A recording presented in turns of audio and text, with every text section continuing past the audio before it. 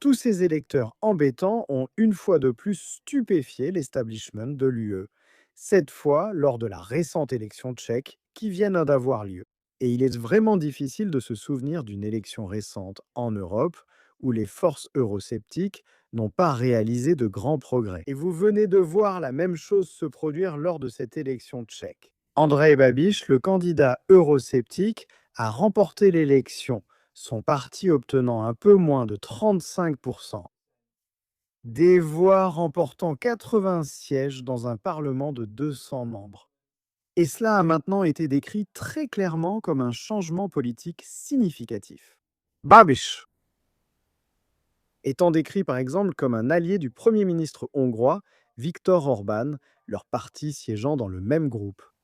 Vous pourriez maintenant voir un nouveau gouvernement tchèque s'opposer fermement au pacte vert de l'UE, qui bien sûr va continuer à décimer l'industrie et les emplois. Il y a une légère nuance ici car le parti n'a pas la majorité, donc il devra probablement s'allier à d'autres pour former un gouvernement de coalition, à moins qu'il n'opte pour un gouvernement minoritaire.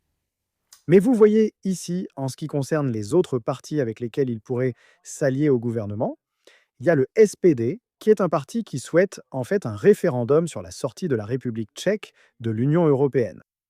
Ils sont potentiellement un allié au gouvernement. Vous avez aussi les automobilistes, un parti opposé au plan de l'UE visant à décimer l'industrie automobile, un autre partenaire potentiel dans cette coalition. Donc comme je l'ai dit, c'est un autre exemple de l'ambiance politique qui règne partout en Europe.